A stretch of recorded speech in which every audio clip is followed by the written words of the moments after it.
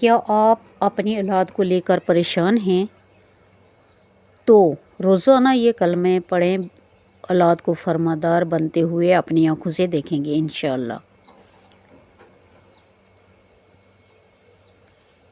بسم اللہ الرحمن الرحیم۔ السلام علیکم محترم ناظرین، آج کی اس پرفتن دور میں جہاں ہر والدین کی سب سے بڑی خواہش یہ ہے کہ ان کی اولاد نیک، فرمانبردار اور دیندار بنے، وہیں یہ بھی ایک حقیقت ہے کہ اکثر گھروں میں والدین اپنے بچوں کی نافرمانی، ضد، بدتمیزی اور دین سے دوری کی شکایت کرتے نظر آتے ہیں۔ ماں باپ اپنی پوری زندگی اولاد کی پرورش میں لگا دیتے ہیں، انہیں بہترین تعلیم دیتے ہیں، ہر آسائش فراہم کرتے ہیں، مگر جب وہی اولاد ان کی بات نہ مانے، ان کے سامنے آواز بلند کرے یا ان کی عزت نہ کرے تو دل ٹوٹ جاتا ہے۔ ایسے میں ہر ماں باپ کے دل میں یہی دعا نکلتی ہے کہ یا اللہ ہماری اولاد کو نیک، صالح اور فرمانبردار بنا دے، ہمارے دلوں کی ٹھنڈک بنا دے اور ہمیں ان کی طرف سے سکون عطا فرما دے۔ ناظرین، اللہ تعالیٰ نے قرآن مجید میں بارہا نیک اولاد کی اہمیت کو بیان فرمایا ہے۔ نیک اولاد نہ صرف دنیا میں والدین کے لیے باعث سکون ہوتی ہے بلکہ آخرت میں بھی ان کے درجات کی بلندی کا سبب بنتی ہے۔ یہی وجہ ہے کہ انبیاء کرام علیہ السلام بھی اللہ کے حضور نیک اولاد کی دعائیں کرتے رہے۔ حضرت ابراہیم علیہ السلام کی دعا قرآن میں موجود ہے، ربی ہب لی من صالحین، یعنی اے میرے رب مجھے نیک اولاد عطا فرما۔ اسی طرح حضرت زکریا علیہ السلام نے بھی اللہ تعالیٰ سے پاکیزہ اولاد کی دعا کی۔ اس سے ہمیں یہ سبق ملتا ہے کہ اولاد کا نیک اور فرمانبردار ہونا صرف تربیت سے نہیں بلکہ اللہ کی خاص رحمت اور کرم سے ہوتا ہے۔ آج ہم آپ کے ساتھ ایک ایسی بابرکت کلمہ شیئر کرنے جا رہے ہیں جس کے بارے میں بزرگوں کا کہنا ہے اگر اسے یقین کامل کے ساتھ روزانہ پڑھا جائے تو اللہ تعالیٰ اولاد کے دلوں میں والدین کی محبت، ادب اور فرمانبرداری پیدا فرما دیتا ہے۔ یہ ایک ایسا روحانی عمل ہے جو نہ صرف آپ کے گھر کے ماحول کو بدل سکتا ہے بلکہ آپ کی اولاد کے اخلاق، عادت اور سوچ میں بھی مثبت تبدیلی لا سکتا ہے۔ مگر یاد رکھیں، کسی بھی عمل کی کامیابی کے لیے سب سے اہم چیز نیت کی صفائی، یقین کی مضبوطی اور صبر ہے۔ اکثر لوگ فوری نتائج چاہتے ہیں، 2 دن یا چند بار کلمہ پڑھ کر یہ توقع رکھتے ہیں کہ سب کچھ بدل جائے گا، لیکن روحانی اعمال میں صبر اور مستقل مزاجی بہت ضروری ہے۔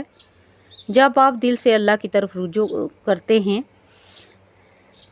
اس کے کلام اور ذکر کو اپنا معمول بناتے ہیں تو آہستہ آہستہ اس کے اثرات ظاہر ہونا شروع ہو جاتے ہیں۔ اللہ تعالیٰ دلوں کے حالات جانتا ہے، وہی دلوں کو پھیرنے والا ہے اور وہی اولاد کی دل کو نرم کر کے اسے والدین کا فرمانبردار بنا سکتا ہے۔ یہ بھی یاد رکھیں کہ صرف وظائف پڑھ لینا کافی نہیں بلکہ اپنی تربیت، انداز گفتگو اور گھر کے ماحول کو بھی بہتر بنانا ضروری ہے۔ اگر والدین خود نماز کے پابند ہوں، اچھے اخلاق کا مظاہرہ کریں، بچوں کے ساتھ محبت اور نرمی سے پیش آئیں تو یہ چیزیں بھی بچوں کی شخصیت پر گہرا اثر ڈالتی ہیں۔ دین ہمیں یہی سکھاتا ہے کہ سختی کے بجائے حکمت اور محبت کے ساتھ اصلاح کی جائے۔ حضور نبی کریم صلی اللہ علیہ وسلم کا اسوہ حسنہ ہمارے لیے بہترین نمونہ ہے۔ آپ صلی اللہ علیہ وسلم نے ہمیشہ نرمی اور محبت اور حکمت کے ساتھ لوگوں کی رہنمائی کی فرمائی۔ ناظرین، بعض اوقات بچوں کی نافرمانیوں کے پیچھے بھی کئی وجوہات ہوتی ہیں، جیسے کہ غلط صحبت، موبائل اور سوشل میڈیا کا بے جا استعمال، یا والدین کی طرف سے وقت اور توجہ کی کمی۔ ایسے میں صرف ڈانٹ ڈپٹ یا سزا دینے سے مسئلہ حل نہیں ہوتا بلکہ بچے کو سمجھنا، اس کے ساتھ وقت گزارنا اور اسے صحیح اور غلط کا فرق محبت سے سمجھانا ضروری ہوتا ہے۔ جب ان چیزوں کے ساتھ اللہ کا ذکر اور دعا شامل ہو جائے تو پھر اس کے اثرات کئی گنا بڑھ جاتے ہیں۔ آج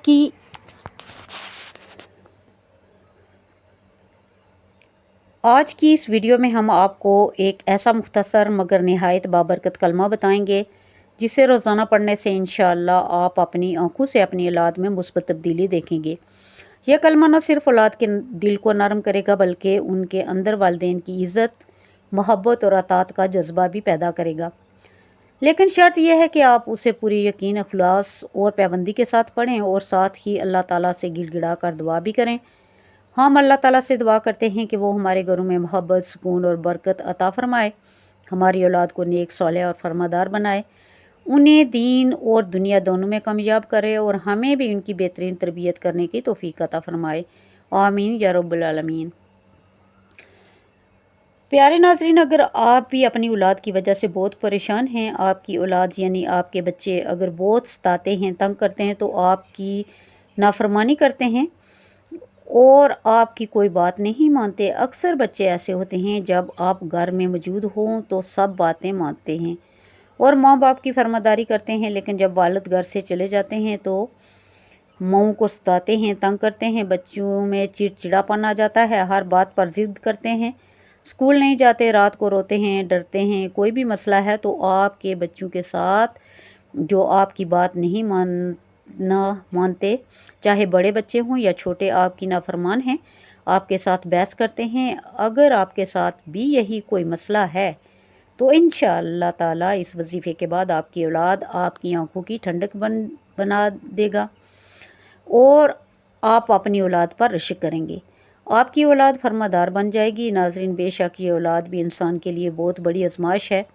کیونکہ اللہ تبارک تعالیٰ خود فرماتا ہے کہ میں تم لوگوں کو ان چیزوں سے آزماؤں گا جیسے مال و دولت، اولاد اور جان، تو یہ تمام ہمارے لیے آزمائش ہے۔ اگر ہماری اولاد تابعدار ہے تو ہم خوش ہیں، اگر ہماری اولاد نافرمان ہے تو یقین جانو یہی ہماری بڑی آزمائش ہے۔ اللہ تبارک تعالیٰ ہمیں فرمانبردار اولاد دے کر بھی آزماتا ہے اور فرمانبردار اولاد دے کر بھی اللہ تعالیٰ تبارک ہمیں عقل اور شعور عطا فرمایا ہے۔ اگر ہم اپنے بچے کی تربیت کے اس طرح کرتے ہیں، اللہ تبارک تعالیٰ چاہتے ہیں کہ میں اپنے بندے کو اس کی جان و ترجمہ کنز الایمان، تمہارے مال اور تمہاری اولاد تمہارے لیے امتحان ہے اور اللہ ہی کے پاس اجر عظیم ہے۔ تمہارے مال اور تمہاری اولاد تو ایک آزمائش ہے۔ تنبیہ یہ کہ بعض اوقات مال اور اولاد دشمن بن جاتے ہیں، یہ بات انسانی زندگی کی ایک نہایت ہی بڑی حقیقت کی طرف اشارہ ہے۔ زندگی کے اندر بعض اوقات رابطے اور تعلقات اس قدر متنوع اور مختلف سمتوں سے دامن کش ہوتے ہیں کہ انسان آزمائش میں پڑ جاتا ہے۔ ازواج اور اولاد کبھی انسان کو ذکر الہی سے غافل کر دیتے ہیں، بعض اوقات یہ ایمان کی مشکل ترین تقاضے پورے کرنے کی راہ میں کھڑے ہو جاتے ہیں، مثلاً فریضہ جہاد فی سبیل اللہ میں دنیاوی نقصانات اٹھانے پڑتے ہیں، بڑی بڑی قربانیاں دینی پڑتی ہیں، انسان اور اس کی اولاد اور اہل خاندان تشدد کا شکار ہوتے ہیں۔ بعض اوقات انسان اپنی ذات پر سختی برداشت کر سکتا ہے لیکن بیوی بچوں پر سختیاں اور تشدد برداشت نہیں کر سکتا۔ یوں انسان جدوجہد اور جہاد میں بزدلی اختیار کرتا ہے کہ بچے اور بیوی کے آرام اور عیاشیوں میں خلل نہ ہو اور وہ اس کے دشمن نہ ہو جائیں، اور یوں دراصل وہ دشمن ہو جاتے ہیں اور اسی راہ راست سے روک دیتے ہیں۔ یوں ایک مومن اعلیٰ مقام اور بلند مراتب کے حصول سے نیچے رہ جاتا ہے۔ بعض اوقات تو ازواج و اولاد ٹھیک کھڑے ہو کر راہ روک لیتے ہیں اور مومن اپنے فرائض سر انجام دینے سے رک جاتا ہے۔ بعض اوقات وہ مومن کے نظریاتی مخالف ہوتے ہیں اور مومن کے لیے اس سے صاف قطع تعلق بھی ممکن نہیں ہوتا۔ غرض یہ اور بے شمار دوسری صورتیں اس دشمنی اور آزمائش کی پیش آ سکتی ہیں۔ اس لیے اللہ نے اولاد، بیوی اور مال کے فتنوں اور آزمائشوں کے بارے میں یہاں سختی کے ساتھ متنبہ کیا کہ ان کے بارے میں مومن کے دل میں ایک احتیاط اور ایک شعور موجود ہو اور اس کا دل بیدار ہو اور برداشت کرنے کی تیاری میں اگر کوئی دباؤ آئے تو وہ مقابلہ کرے۔ اس کے بعد مال اور اولاد کی دشمنی کو ایک دوسرے رنگ میں تکرار کر کے پیش کیا کہ یہ فتنہ بھی ہوتے ہیں۔ لفظ فتنہ کے دو معنی ہوتے ہیں، ایک یہ کہ اللہ تمہیں مال اور اولاد کے ذریعے آزماتا ہے، لہٰذا چوکنے رہو، احتیاط کرو کہ تم اس آزمائش میں پاس ہو جاؤ اور خلوص اور تجربہ اختیار کرو۔ فتنے کے معنی یہ ہیں کہ سونار سونے کو آگ میں ڈال کر پگھلاتا ہے تاکہ اسے کھوٹ نکال دے، یہ عمل فتنہ کہلاتا ہے۔ دوسرے معنی یہ ہیں کہ مال و اولاد خود فتنہ ہیں اور یہ شیطان کے ہتھیار ہیں، یہ تمہیں دین کے مخالف اور معصیت میں ڈالتے ہیں، لہٰذا اس معنی میں دشمن ہیں اور ان سے بچو کہ وہ تمہیں نقصان نہ پہنچا دے۔ یہ دونوں معنی قریب ہیں۔ امام احمد نے روایت کی ہے عبداللہ بن بریدہ سے، انہوں نے ابو بریدہ سے کہا کہ اے ایک بار رسول اللہ صلی اللہ علیہ وسلم خطبہ دے رہے تھے۔ حسن اور حسین آئے، انہوں نے سرخ قمیضیں پہن رکھی تھیں، یہ چلتے تھے اور گر پڑتے تھے۔ رسول اللہ صلی اللہ علیہ وسلم ممبر سے اترے، ان کو اٹھایا، اپنے سامنے بٹھایا اور پھر فرمایا، اللہ اور اللہ کے رسول نے سچ کہا کہ تمہارا مال اور تمہاری اولاد تمہارے لیے آزمائش ہے۔ میں نے دونوں بچوں کو دیکھا کہ چل رہے ہیں اور گرتے پڑتے آ رہے ہیں، مجھ سے رہا نہ گیا، میں نے خطبہ چھوڑ کر ان کو اٹھا لیا۔ اصل سنت نے قدموں سے اسے روایت کیا ہے، یہ ہے رسول اور یہ ہیں ان کے نواسے، لہذا اولاد کا معاملہ بہت ہی نازک اور اہم ہے اور خطرہ ہے اور ان کے بارے میں تنبیہ ضروری تھی۔ اللہ نے اسے ضروری سمجھا اور یہ تنبیہ کی۔ اللہ تعالیٰ جو لوگوں کا خالق ہے، اس کے جذبات اور شعور کا بھی خالق ہے، اور یہ جذبات اور میانات اولاد کے بارے میں اس نے حضرت انسان میں رکھے ہیں۔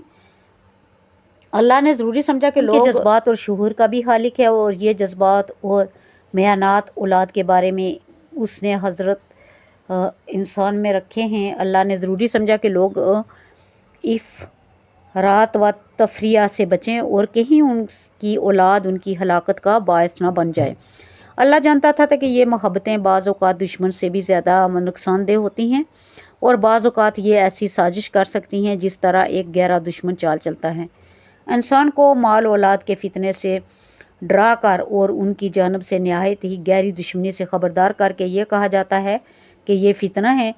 اللہ رب العزت جل شان اپنے بندوں میں سے جنہیں وہ پسند کرتا ہے آزمائش میں مبتلا کرتا ہے تاکہ وہ اطاعت خداوندی پر مضبوط ہو کر نیکی سے کاموں میں جلدی کریں اور جو آزمائش انہیں پہنچی ہے اس پر صبر کریں تاکہ انہیں بغیر حساب کے اجر و ثواب سے نوازا جائے۔ اور یقیناً حکمت خداوندی کا بھی یہی تقاضا یہی ہے کہ وہ اپنے برگزیدہ بندوں سے آزماتا رہے تاکہ ناپاک و پاک سے اور بچے کو ماں باپ سے جدا نہ کرے۔ قرآن مجید میں اللہ تعالیٰ نے ارشاد فرمایا، ترجمہ کنز الایمان، کیا لوگوں نے یہ سمجھ لیا ہے کہ وہ اسی پر چھوڑ دیے جائیں گے کہ یہ کہہ دیں ہم ایمان لائیں اور ان کی آزمائش نہیں کی جائے؟ بلا شبہ ہم نے ان لوگوں کی آزمائشیں کی جو ان سے پہلے گزرے۔ قرآن مجید فرقان حمید میں رب العالمین ایک اور مقام پر ارشاد فرماتا ہے، ترجمہ کیا تم نے یہ سمجھ لیا کہ تم جنت میں داخل ہو جاؤ گے حالانکہ ابھی تک تم پر ان لوگوں جیسی حالت نہیں آئی جو تم سے پہلے تھے۔ انہیں تنگ و دستی اور تکلیف پہنچی اور وہ سخت ہلاک کیے گئے، جہاں تک کہ رسول اور جو لوگ ان کے ساتھ ایمان لائے پکار اٹھے، اللہ کی مدد کب ہوگی؟ بے شک اللہ کی مدد قریب ہے۔ اللہ رب الجلال اپنے بندوں کو خوشحالی، تنگی، عزت، احسانی اور مشقت میں مبتلا کر کے ان کی آزمائش کرتا ہے جیسے کہ اس نے ان سے پہلے لوگوں کی آزمائش کی۔ پس معلوم یہ ہوا کہ ایک اٹل اور نہ بدلنے والا اصول جاری ہے کہ جو شخص بھی اللہ رب العزت کے دین پر کاربند ہوگا یا ہونے کا دعویٰ کرے گا تو رب کریم اس کی آزمائش کرے گا۔ حضور نبی کریم اکرم صلی اللہ علیہ وسلم نے فرمایا کہ سب سے زیادہ مبتلا بلا انبیاء ہوتے ہیں، پھر ان کی مثل جو مرتبہ میں ان سے کم ہوتے ہیں اور پھر ان لوگوں کی مثل جو مرتبے میں ان سے بھی کم ہوتے ہیں۔ ابن ماجہ مندرجہ بالا حدیث سے واضح ہوتا ہے کہ آزمائش اللہ تعالیٰ کی ناراضگی نہیں۔ اگر ایسا ہوتا تو اللہ پاک انبیاء مرسلین اور فقراء کاملین کو آزمائش میں کیوں مبتلا کرتا، بلکہ یہ مومنوں کے لیے باعث مسرت امر ہے کیونکہ آزمائشوں میں مبتلا ہونا اور صبر اور ثابت قدمی کا مظاہرہ کرنا سنت انبیاء مرسلین ہے۔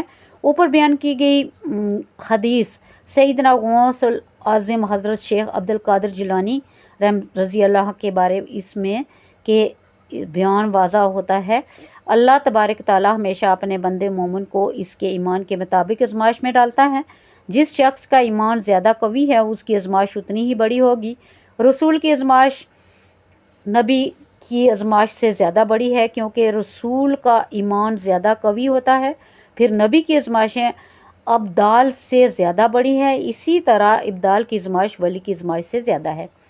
ہر ایک اپنے یقین اور ایمان کے مراتب کے مطابق آزمائش میں ڈالا جاتا ہے۔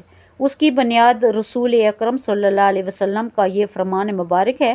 ہم یعنی اگر وہ انبیاء آزمائش کے اعتبار سے لوگوں سے سخت تر ہیں، ان کی بعد درجہ بدرجہ اللہ پاک کبھی کسی پر ظلم نہیں کرتا، بلکہ آزمائش، تنگ دستی، پریشانی اور مصیبت میں مبتلا کرنے کا مقصد یہ ہوتا ہے کہ یہ مبارک گروہ قریب الہی اور حضوری کے مراتب پر ہمیشہ ترقی کریں، کیونکہ اللہ تعالیٰ انہیں اپنا دوست رکھتا ہے اور اللہ تعالیٰ کے محبوب ہیں۔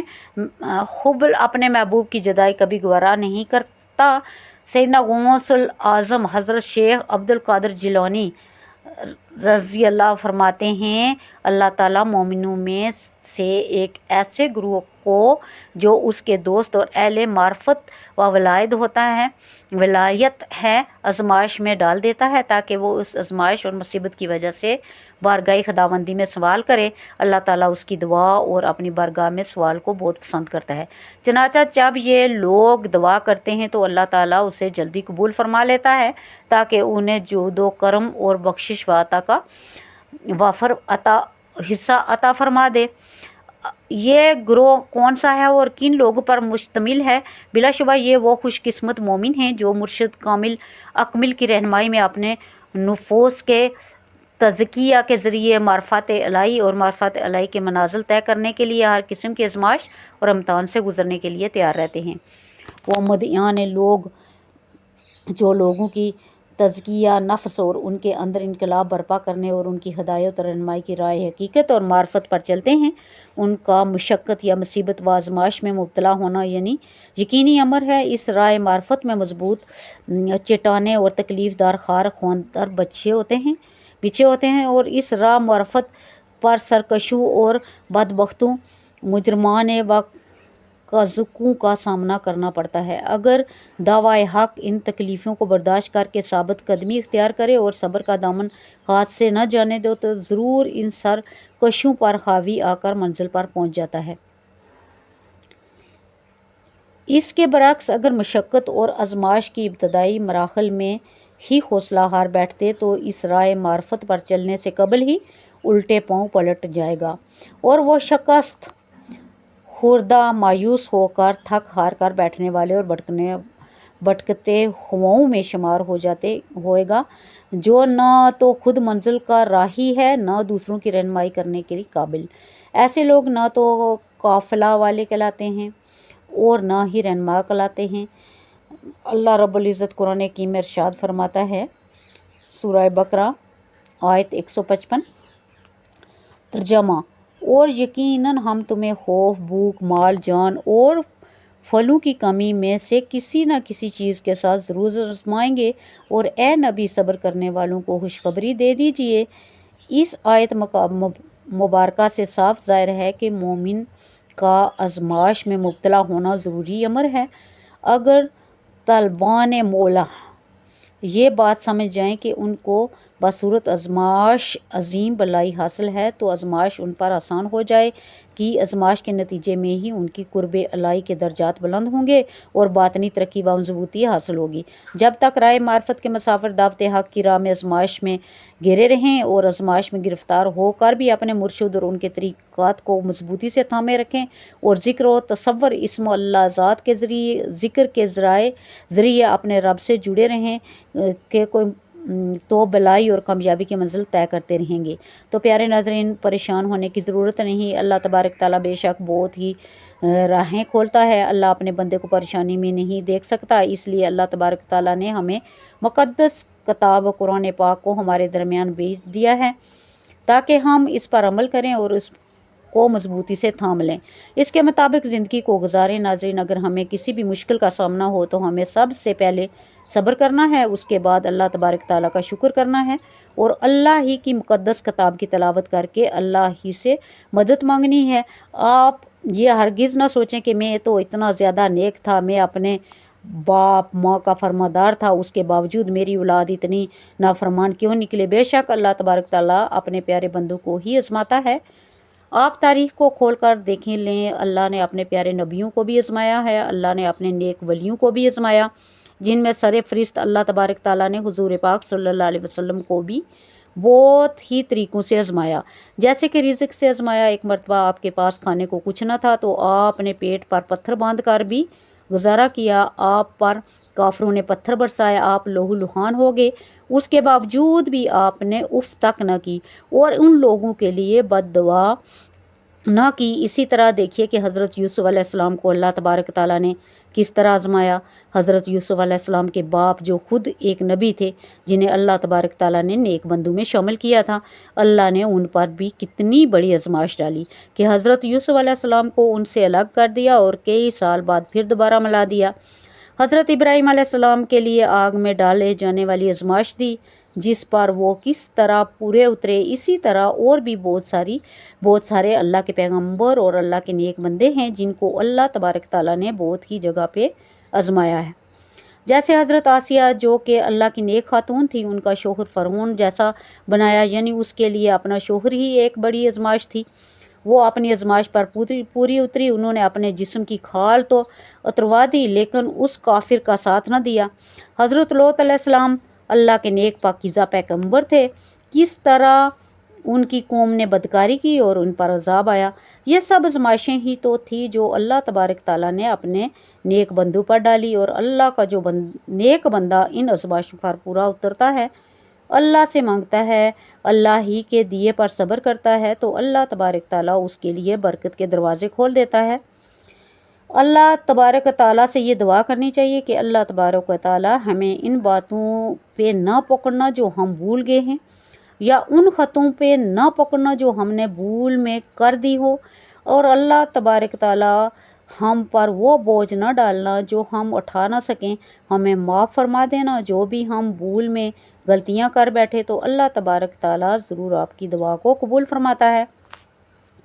ناظرین، بے شک اللہ اپنے بندوں سے 70 مئو سے بھی زیادہ پیار کرتا ہے اور اپنے بندوں کو مشکل میں نہیں دیکھ سکتا۔ اسی طرح ہی ماں باپ بچوں کو بھی بہت پیار سے پالتے ہیں، اور والدین محنت کرتے ہیں، کماتے ہیں بچوں کو کھانے کے لیے کہ ہمارا بچہ بڑا ہو کر کچھ بن جائے گا، لیکن جب بچہ ہی تکلیف دینے لگ جائے، یا بچہ بات نہ مانے، یا بچہ ماں باپ کا نافرمان ہو، تو والدین بہت زیادہ پریشانی میں ہوتے ہیں، تکلیف ہوتی ہے۔ جیسے کہ اتنی محنت سے اسے پالا، وہی بچہ باتیں کرنے لگ جائے، وہی بچہ ذلیل کرنے لگ جائے، یا بڑوں کی بات ہو رہی ہو، اگر چھوٹے بچے بھی ان کے اوپر ہی آ کر بات کاٹنے لگے، ان کے اوپر چڑھیں، تو پھر یہ وظائف کام کرے گا؟ اگر وہ ضدی شرارتی ہیں، بہت تنگ کرتے ہیں، اور انشاءاللہ اس وظیفہ کے بعد وہ بچے بھی انشاءاللہ صحیح ہوں گے، اور وہ چھوٹی اولاد چاہے بڑی، وظیفے کا طریقہ کار بے شک اسی طرح ہے، اسے اچھی طرح جان لے کہ انشاءاللہ آپ دیکھیں گے کہ آپ کے بچے کیسے سدھریں گے، یعنی تابع دار بنیں گے۔ ناظرین، اس وظیفے کو آپ کسی بھی وقت کر سکتے ہیں، چاہے کسی بھی نماز کے بعد، تہجد کے بعد، ظہر کے بعد، مغرب کے بعد، عشاء کے بعد، جب بھی آپ کو وقت ملے آپ نے اس وظیفے کو کر لینا ہے۔ وظیفے کی طرف چلتے ہیں، آپ نے کرنا ایسا ہے کہ پانی کا ایک گلاس اپنے پاس رکھ لینا ہے۔ اس بات کا آپ نے خیال رکھنا ہے کہ اس کے بعد آپ نے کیا کرنا ہے۔ سب سے پہلے تعوذ یعنی اعوذ باللہ من الشیطان الرجیم، پھر بسم اللہ الرحمن الرحیم پڑھنا ہے، پھر درود پاک پڑھنا ہے، اللہم صلی علی محمد وعلی آل محمد کما صلیت علی ابراہیم وعلی آل ابراہیم انک حمید مجید، اللہم بارک علی محمد وعلی آل محمد کما بارکت علی ابراہیم وعلی آل ابراہیم انک حمید مجید۔ ناظرین، آپ نے یہ درود پاک صرف 11 مرتبہ پڑھنا ہے۔ درود پاک پڑھنے کے بعد آپ نے پانی والے گلاس کے اوپر 3 مرتبہ پھونک مار دیں۔ اس کے بعد آپ نے سورہ اخلاص، جیسے 1/3 قرآن کہا جاتا ہے، یہ پڑھنی ہے۔ بسم اللہ الرحمن الرحیم، قل هو اللہ احد اللہ الصمد لم یلد ولم یولد ولم یکن لہ کفوا احد۔ یہ چھوٹی سی قرآن پاک کی صورت ہے، اس کو آپ نے 11 مرتبہ پڑھ لینا ہے۔ اس کو 11 مرتبہ آپ نے پڑھ کر پانی پر پھونک مار دیں، اور اس کے بعد آپ نے آیت الکرسی پڑھ لینی ہے۔ اگر آپ کو آیت الکرسی زبانی یاد نہیں ہے تو آپ قرآن پاک سے دیکھ کر بھی پڑھ سکتے ہیں۔ اللہ لا الہ الا هو الحی القیوم لا تأخذہ سنۃ ولا نوم لہ ما فی السماوات وما فی الارض من ذا الذی یشفع عنده الا باذنہ یعلم بین ایدیہم وما خلفہم ولا یحیطون بشیء من علمہ الا بما شاء وسع کرسیہ السماوات والارض ولا یحیط حفظہما هو العلی العظیم۔ آیت الکرسی کو 11 مرتبہ جب آپ پڑھ چکے تو آپ نے پانی کے اوپر پھونک مار دیں، اور پھر آپ نے سورہ فرقان کی آیت نمبر 74 11 مرتبہ پڑھنی ہے۔ والذین یقولون ربنا ہب لنا من ازواجنا وذریاتنا قرۃ الاعین وجعلنا للمتقین اماما۔ آخر میں پھر دوبارہ درود پاک پڑھنا ہے جو شروع میں پڑھا تھا، اور ایک بات یاد رکھیں کہ یہ وظیفہ جلدی جلدی نہیں بلکہ آرام سے کرنا ہے، پورے صحیح الفاظ ادا کریں، اس بات کا خاص خیال رکھیں کیونکہ جب بھی کوئی کام کرو اچھے طریقے سے کرو، جلد بازی سے کام نہیں کرنا چاہیے، خاص طور پر یہ وظیفہ جلد بازی میں نہ کریں کیونکہ ایک خاص قسم کا عمل کرتے رہو تو آپ کی اولاد فرمادار ہو جائے گی۔ تو پیارے ناظرین، زیادہ سے زیادہ آپ کی صرف 10 منٹ لگیں گے، آپ نے اچھے سے یہ وظائف پڑھنا ہے۔ اس بات کا خیال رکھیں کہ جب آپ پانی کے اوپر پھونک مار دیں تو اس پانی کو آپ نے سنبھال لینا ہے، اس کے بعد آپ نے دعا کرنی ہے، اللہ تبارک تعالیٰ سے دعا کرنی ہے کہ اللہ تبارک تعالیٰ میرے بچے کو فرمادار بنا دے۔ اس وظیفے کو ہر دعا یا اس وظیفے کو ہر مرد اور ہر عورت دونوں حضرات کر سکتے ہیں۔ جو بھی میری بات سن رہا ہے یا وظیفہ کو پڑھنا چاہتا ہے تو آپ نے اللہ تبارک تعالیٰ سے پہلے دعا کرنی ہے، یا اللہ یہ جو میری اولاد ہے میرے لیے نیک بنا دے، میری ہر بات مانے، مجھے تنگ نہ کرے، ذلیل نہ کرے، اللہ اس کو فرمادار بنا دے۔ ناظرین، آپ نے بچے کا نام لے کر دعا کرنی ہے کہ اس کو ہدایت عطا فرما اور میرا فرمادار بنا دے، اس کو بری چیزوں سے بچا، اس کو میرے لیے نیک بنا اور اس کو ایک اچھا انسان بنا، اس کو ہر میدان میں کامیابی عطا فرما۔ اس پانی کو اپنے پاس محفوظ کر لیں اور رات کو سوتے وقت اپنے بچے کو یہ پلا دیں۔ آپ نے اس کو صرف 3 دن پلانا ہے۔ ناظرین، اکثر گھروں میں جب کھانا کھاتے ہیں تو اکٹھے بیٹھ جاتے ہیں تو ایک ہی برتن میں جگ میں پانی ڈال لیں، کسی بھی چیز میں مکس کر کے آپ پلا سکتے ہیں۔ کچھ بچے بڑے ہوتے ہیں اور کچھ چھوٹے بچے ہوتے ہیں تو آپ یہ سوچتے ہیں کہ بچے کو پتہ بھی نہ چلے میں کیسے پانی پلاؤں، تو پورے جگ میں مکس کر سکتے ہیں، تھوڑا سا آپ نے مکس کر دینا ہے اور باقی 3 دن آپ وہ پانی بچے کو پلانا ہے۔ یہ عمل کر کے اس طرح آپ نے اللہ تبارک تعالیٰ سے دعا کرنی ہے، انشاءاللہ آپ دیکھو گے کہ آپ کے بچہ فرماندار ہو جائے گا۔ انشاءاللہ اس وظیفے کو کرنے کے بعد آپ کی اولاد آپ کی آنکھوں کی ٹھنڈک بن جائے گی۔ ناظرین، اس وظیفے کا طریقہ کار اس ویڈیو میں آپ کو بڑے اچھے طریقے سے سمجھانے کی کوشش کی ہے، لیکن اگر پھر بھی آپ کو کوئی بات سمجھ نہ آئے تو آپ لوگ ویڈیو کو دوبارہ سے دیکھ لیں، پھر آپ کے 4 سے 5 منٹ لگیں گے لیکن آپ کا کام ہو جائے گا، آپ کی مشکلات دور ہو جائے گی جو بچوں کی وجہ سے بنی ہوئی ہیں، جو مشکلات ان بچوں نے کھڑی کی ہوئی ہیں، چاہے وہ بچہ چھوٹا ہے، ضدی ہے، ڈرتا ہے، رات کو روتا ہے، چاہے وہ بچہ بڑا ہے، نافرمان ہے، ماں کے باپ کی بات نہیں مانتا یا کسی بھی بات کو ٹال دیتا ہے، اس وظیفے کے بعد انشاءاللہ وہ بچہ ہر بات مانے گا۔ ناظرین، ویڈیو کو لائک کر کے چینل کو سبسکرائب ضرور کر دیں تاکہ ہماری نئی آنے والی ویڈیو کا نوٹیفیکیشن آپ تک پہنچ سکے اور آپ زیادہ سے زیادہ فائدہ اٹھا سکیں۔ اللہ تبارک تعالیٰ سے دعا ہے کہ اللہ تبارک تعالیٰ تمام امت مسلمہ پر اپنا کرم اور اپنا فضل کرے۔ اللہ تبارک تعالیٰ ہمیں 5 وقت کی نماز پڑھنے کی توفیق عطا فرمائے۔ اللہ تبارک تعالیٰ نے ہمیں قرآن کے مطابق زندگی بسر کرنے کی توفیق عطا فرمائے۔ اللہ میری اور آپ سب کی تمام کی اولاد کو نیک اور فرمادار بنائے اور شیطان کی شر سے محفوظ کرے، آمین یا رب العالمین۔ جزاک اللہ خیر۔